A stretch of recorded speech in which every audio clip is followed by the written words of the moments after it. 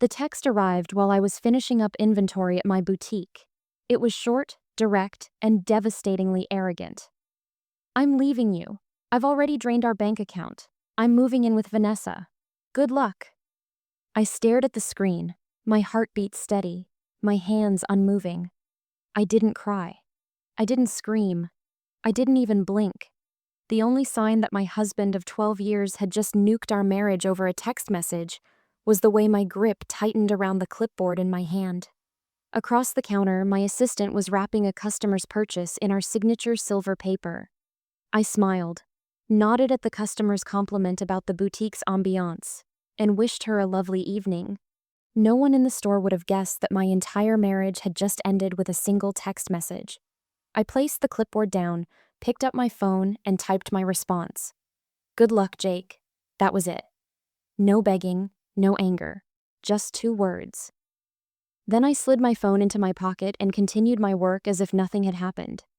Because in reality, I had been expecting this. The signs had been there for months. The mysterious late nights that didn't match his workload. The sudden obsession with the gym despite years of avoiding exercise. The expensive new clothes that didn't quite fit his usual taste. And of course, the constant phone password changes. 3 months ago, I found a receipt for a candlelit dinner for 2 at an expensive restaurant, on a night he had claimed to be working late. That same evening, I opened a separate bank account at a different bank. A week later, when he casually suggested combining all our finances to simplify things, I had smiled and agreed, while ensuring that my personal savings were safely tucked away where he couldn't touch them. The joint account he just emptied, it contained exactly enough to keep him from getting suspicious. 2 months' worth of regular deposits, just enough for appearances. The rest, secure, along with detailed financial records of every shady transaction he had made over the past year. I hadn't been blind. I had been patient. My phone buzzed again. "Don't bother begging. Vanessa and I leave tomorrow. I'll send for my things later." Vanessa. The 20-something receptionist at his office. I met her once at the company Christmas party. Watched her giggle at his bad jokes, touch his arm a little too often, and look at him with the kind of admiration only a naive woman would give to a man like Jake. She thought she was special. I didn't respond to his text. Instead, I picked up my office phone and called the lawyer I had quietly consulted 2 months ago when I found hotel charges on our joint credit card statement. "It's time," I said simply. Her reply came just as smoothly. "I'll file the paperwork first thing tomorrow. Do you want him served in Miami?"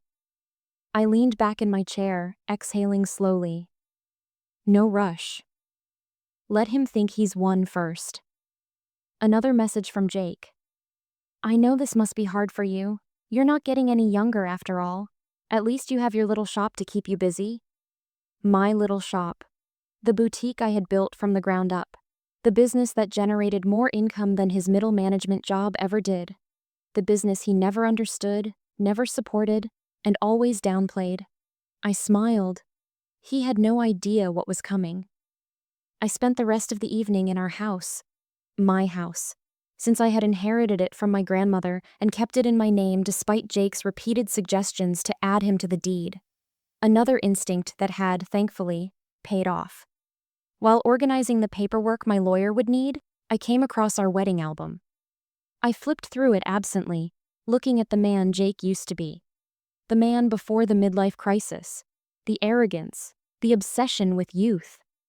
These days, he wore shirts too tight for his softening middle. Tried too hard to connect with the young guys at work.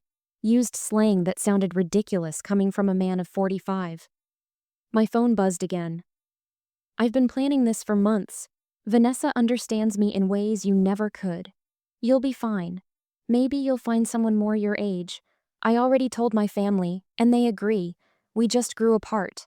It's nobody's fault, really." I screenshot the message and added it to my evidence folder. Every text, every admission, every word digging his hole deeper. The next one caught my attention. "BTW. I used the joint card to book our flights and hotel. Consider it my parting gift. LOL. Perfect. I picked up the phone again and dialed the credit card company. I need to report fraudulent charges and cancel a card immediately. Of course, ma'am. Can you identify the charges? I didn't hesitate. 2 first-class tickets to Miami, a hotel reservation at the Royal Palm.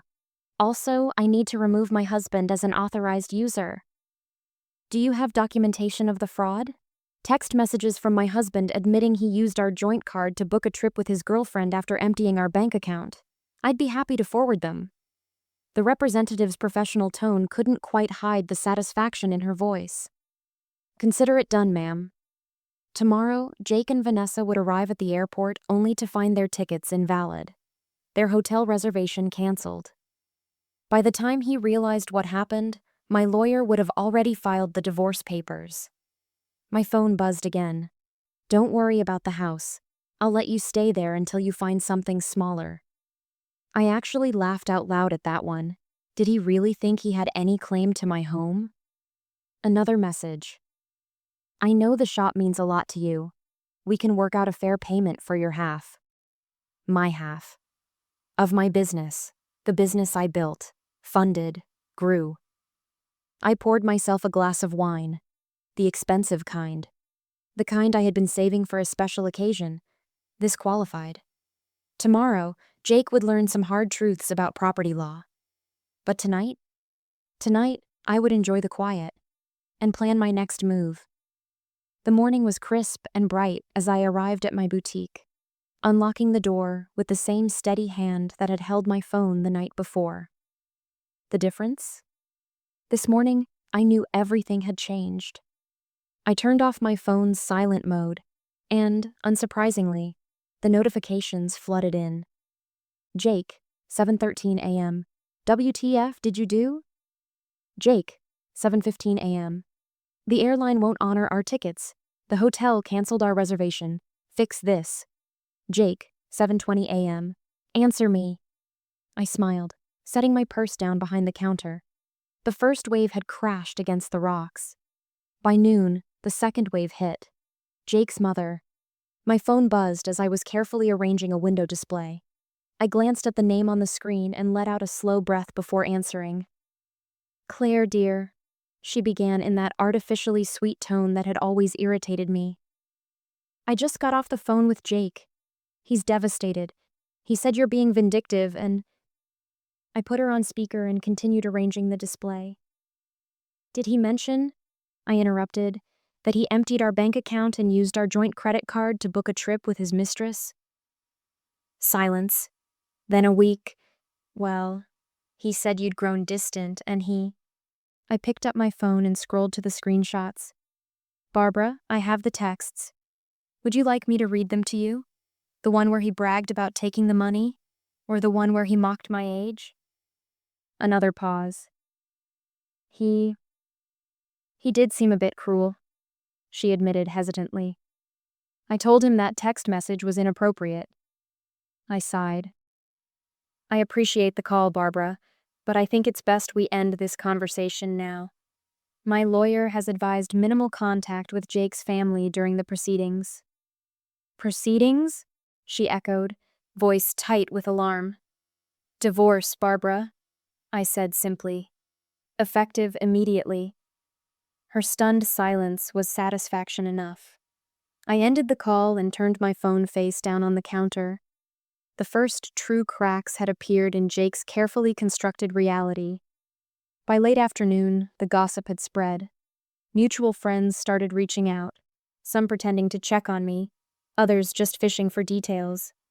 Amanda, Jake's sister, texted me directly. Amanda, 3:42 p.m.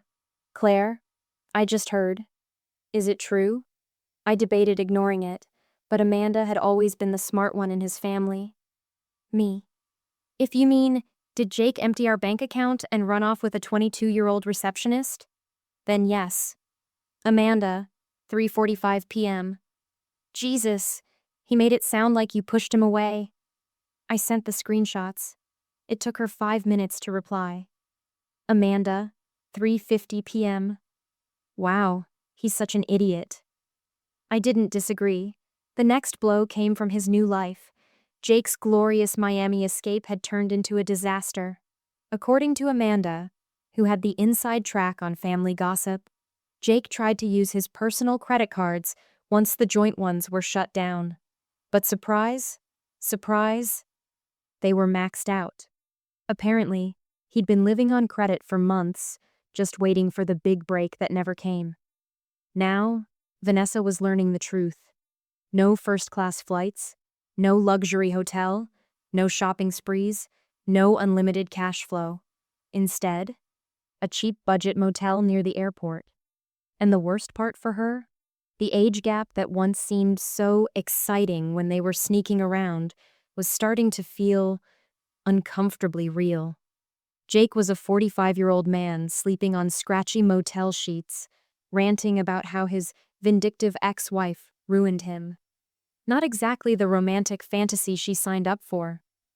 The next morning, I got an email from my lawyer. Subject: service completed. Message: Jake has officially been served with divorce papers. Given his documented financial misconduct and fraudulent use of joint assets, we are in a strong position to freeze any remaining funds. I'll keep you updated. I sipped my morning coffee, letting that sink in. The real battle was about to begin. Jake hadn't just betrayed me. He had tried to destroy me financially, and failed. Now, it was my turn. Friday mornings were always busiest at the boutique, but today, the energy in the air felt different. It wasn't just the steady stream of customers browsing the new shipment of designer handbags. It was the quiet thrill of knowing that Jake's world was actively crumbling, piece by piece. By noon, it was no longer quiet. My phone buzzed, flashing Jake's name. I ignored it. Then, his mother called. Ignored. Then, his sister. Ignored. Then, a number I didn't recognize. I sighed and answered. "Hello, Claire?" a hesitant female voice asked. I closed my eyes briefly. "Vanessa." "Wow," I said, leaning against the counter. "Didn't expect to hear from you." She let out a shaky breath. I think I made a mistake." I almost laughed. Instead, I kept my voice neutral. "How so?" She hesitated. He said you were controlling, that you wouldn't let him have any freedom, that you kept him from following his dreams." I rolled my eyes. "Let me guess. Those dreams involved draining my bank account and living off someone else's money?" She was silent. Then quietly, "He has nothing." I hummed, watching a customer admire a pair of sunglasses. "I could have told you that." She sniffled. "He said you took everything. The credit cards, the house, his savings." I actually laughed this time. "His savings?" I repeated. "Sweetheart, Jake hasn't had savings in years. He spent every dime the second he got it." Another pause, then bitterly, "Yeah, I see that now." I let the silence stretch. I wasn't going to console her. Finally, she exhaled. I don't know what to do." I glanced at the time. "Well, Vanessa, you're young. You have time to figure it out." I softened just slightly. "But do yourself a favor. Learn from this." A quiet, broken, "yeah." And then, she hung up. I went back to work, smiling. By the afternoon, I got another unexpected visitor. Amanda, Jake's sister, stood in my boutique, looking around like she'd never really seen it before. "This place is impressive," she admitted, running her fingers over a silk scarf. I finished ringing up a customer before turning my attention to her. "What do you want, Amanda?" She sighed. "Look, I know my family didn't support you at first. We believed Jake when he said you'd been distant, that you stopped loving him. But after everything..."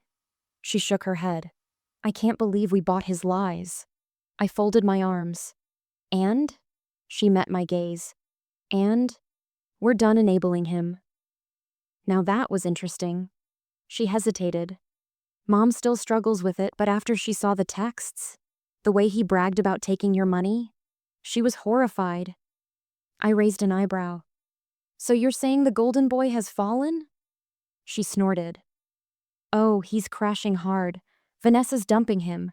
His credit cards are maxed out and, oh, you'll love this. He had a formal complaint filed against him at work. I blinked. What? She nodded. HR's investigating his relationship with Vanessa. Apparently someone filed a complaint about inappropriate conduct with a subordinate. I let out a slow, satisfied breath. Oh, that's perfect. Amanda winced. Yeah, well, he's furious. He's blaming you. I smirked. Of course he is. She hesitated. I know you have no reason to care, but he's desperate, Claire. I tilted my head. Let me guess. He wants to work things out? Amanda looked embarrassed, but nodded. I shook my head, amused. Tell Jake he's already gotten more of my time than he ever deserved. The next morning, my lawyer called. The emergency hearing is scheduled for Monday, she said smoothly. Given his admission of emptying the joint account and his documented credit card fraud, we're in a strong position to freeze any remaining assets. I smirked. Has he been served yet? Not yet, she said. But we have his new address, a motel near the airport. I actually laughed. He had traded a 4-bedroom house for a cheap roadside motel. Good, I said. Let him stew a little longer. She chuckled. Oh, and speaking of which, Vanessa's social media is providing excellent evidence. She's been posting about their adventure all week. My brows lifted. Anything useful? Oh, plenty. She sounded delighted. She's complaining about how they got screwed over by a bitter ex and how things aren't turning out the way Jake promised. I grinned. Jake had been so certain that I'd roll over and accept his betrayal. Instead, he'd just trapped himself in a financial and legal nightmare, entirely of his own making. And Monday, in court, I'd seal his fate for good. Monday morning arrived with crisp air and a sense of finality. I dressed in a sleek black blazer, a choice both symbolic and practical. Today, I wasn't just a scorned wife. I was a businesswoman, a strategist, and the one in control. At the courthouse, I saw him before he saw me. Jake stood outside, wearing his desperation like a second skin. His new look, the one designed to attract a younger woman, had lost its charm.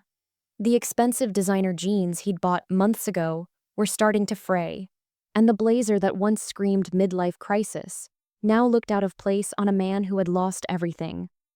Beside him, Vanessa was notably absent. Interesting. When he finally noticed me, his face tightened. For the first time since his dramatic exit, he wasn't smirking. Good. The proceedings began swiftly. My lawyer, sharp and unyielding, laid out our case in precise detail. Jake's text messages, his own admissions of draining our account, and booking flights with our shared credit card. The judge reviewed the screenshots, his expression darkening with every new exhibit. Financial fraud evidence that Jake had been hiding personal expenses, mismanaging our joint assets, and attempting to coerce financial control over me. The documented timeline of when I moved my savings, which proved premeditation on my part, not impulsive retaliation. Business ownership legal documentation proving that my boutique was established before our marriage and that all funds remained separate. Texts from Jake mocking my boutique, calling it a little shop. A detailed financial ledger showing that he never invested a dime. His lawyer, clearly hired in haste, scrambled to piece together an argument. My client acknowledges some rash decisions, but Mrs. Harrison's actions have been vindictive and calculated. My lawyer didn't even blink. Calculated? She repeated smoothly. You mean prudent? My client protected her assets and kept detailed records of her husband's suspicious behavior. That's not vindictive. That's smart business. Jake's lawyer shifted uncomfortably. Regardless, the business grew during their marriage. Mr. Harrison is entitled to a share. The judge raised a hand. The business was established before the marriage? Yes, Your Honor, my lawyer replied, handing over the incorporation papers. And Mr. Harrison never contributed financially. In fact, he repeatedly dismissed the business as a hobby. She slid another document forward, a transcript of Jake's texts downplaying my boutique. The judge turned his sharp gaze to Jake. Mr. Harrison, you admitted via text message to deliberately emptying a joint account and using shared credit cards to fund a trip with your girlfriend. Do you deny this? Jake shifted in his seat. I was just trying to make a clean break. By committing financial fraud? The judge's voice was like steel. Jake swallowed hard. And now you're claiming rights to property that documentation shows is clearly separate from marital assets? The color drained from Jake's face. He glanced at his lawyer, but there was no escape. The ruling was swift and merciless. The court found Jake guilty of financial misconduct. All shared assets were frozen until the remainder of the funds he took could be repaid. He was ordered to return every last dollar. Any claims to my boutique were dismissed outright. Jake tried to protest. But that money's gone, he exclaimed. We spent it on... He stopped himself too late. The judge's expression didn't soften. Then I suggest you find a way to replace it. And just like that, Jake Harrison was legally and financially ruined. I strode toward the exit, heels clicking against the marble floors, when I heard him call my name. Claire. I turned. He looked smaller now. You set me up, he hissed. You planned this. I tilted my head. No, Jake. I just paid attention. I took a step closer, lowering my voice. And unlike you, I understood the value of keeping good records. His jaw clenched. That's when his mother appeared. She grabbed his arm, shaking her head with undisguised disappointment. That's enough, Jake. You've embarrassed yourself enough already. As she led him toward the parking lot, I watched them disappear. A man who had mocked my age, now moving back in with his mother at 45. I stepped outside into the sunlight, breathing in the crisp, victorious air. Jake had tried to destroy me. Instead, he had only destroyed himself. 6 months after the divorce was finalized, my boutique expanded to a second location. The irony wasn't lost on me. While Jake struggled to rebuild his life, the little shop he mocked was thriving. I hired 3 new employees, launched an online store, and started gaining traction nationally. My name was now appearing in business magazines, not as a scorned ex-wife, but as a savvy entrepreneur who protected her assets. Meanwhile, news of Jake's downfall trickled back through mutual acquaintances. His career had taken a nosedive. After HR launched an investigation into his inappropriate relationship with Vanessa, he was formally reprimanded. The promotion he had been expecting? It went to someone else, someone who didn't have a history of workplace misconduct. He tried dating again, but it didn't take long for women to hear the rumors. The younger women he pursued? They steered clear. The ones his age? They weren't interested in a man who lived with his parents. And as for Vanessa, she had moved on. To a co-worker, someone her own age.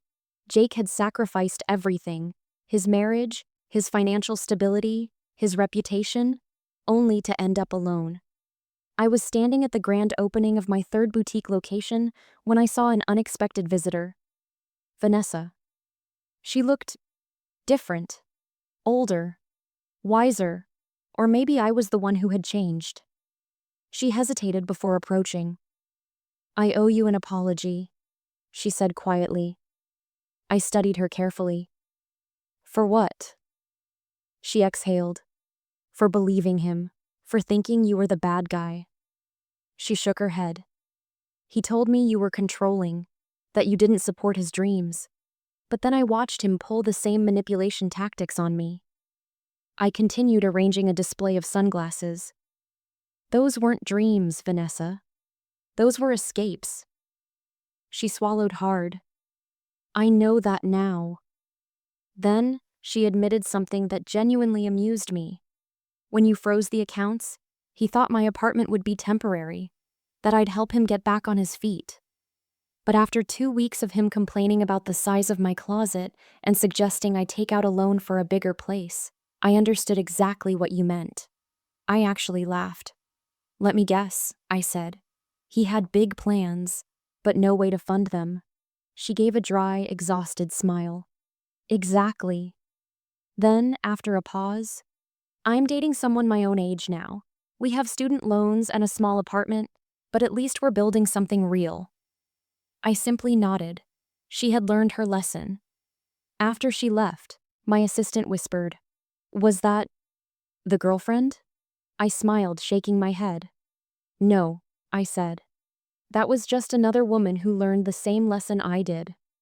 The boutique had become more than just a business. It was a symbol of resilience, of preparation, of self-respect. Women often sought my advice on entrepreneurship, and I always told them the same thing. The best protection is preparation, and always, always trust your instincts. Jake's mother called me one last time, not to defend him, but to thank me. "You taught our family an important lesson," she admitted, "about enabling bad behavior, about making excuses for cruelty." She sighed. "Jake's still blaming everyone else for his problems. But we're done defending him. That's your legacy to our family." I thought about that word. Legacy. Jake had once believed he would ruin me. Instead, he had pushed me to become even stronger. I received a text from my lawyer that same afternoon. Jake filed another petition to revisit the settlement. The judge dismissed it immediately. "He's also been ordered to pay court costs. Thought you'd enjoy that." I smiled, sipping my coffee. Some things never changed. Jake was still living in his childhood bedroom, still clinging to his past, still trying to rewrite an ending that had already been written. And me? I was too busy opening my 4th boutique to care. At the 5-year anniversary celebration of my original boutique, I stood addressing a room full of employees and customers. The boutique had transformed from a single shop into the flagship store of a thriving business empire. I spotted an unexpected face in the crowd. Jake's mother. She waited until the crowd thinned to approach me. "I saw Jake yesterday," she said, smoothing her designer dress, one she had bought from my store. "He was talking about his glory days, about the life he could have had." She shook her head. "He still doesn't understand that he didn't lose everything in the divorce. He threw it away." I thought about that text message he had sent me all those years ago. The casual cruelty, the arrogance, the assumption that I would crumble without him. How he had expected me to beg, to break. Instead, I had built something stronger than before. Each new boutique location was proof of what women could achieve when they stopped dimming their light for insecure men. One of my new sales associates, coincidentally also named Vanessa, approached me with a question about our latest inventory system. As I explained the process, I caught a glimpse of my reflection in the store window. I saw what Jake had failed to see 5 years ago. Not a woman getting older, a woman getting wiser, stronger, more successful than ever. His cruel text message had been meant to be the end of my story. Instead, it had been the beginning of something greater. My true legacy. And Jake? Just a forgotten footnote in my success story. Jake thought he was leaving Claire in the dust. Instead, he left himself behind. And Claire? She didn't just survive, she thrived. Because sometimes, the best revenge isn't about getting even, it's about getting better, and winning on your own terms. Jake thought he was leaving me in ruins, but all he did was set me free. He saw me as weak, but in reality, I was prepared. While he lost everything, his job, his reputation, his dignity, I built something greater than he ever imagined. The biggest lesson? Never let betrayal define you. Pain can destroy you, or it can make you stronger than ever. Protect yourself, trust your instincts, and never let someone else control your future. Because sometimes, the best revenge isn't about getting even. It's about rising so high that they become nothing but a distant memory. If you enjoyed this story, Hit that subscribe button for more powerful tales of justice and resilience. And tell me in the comments, what would you have done in my place? Let's talk about it.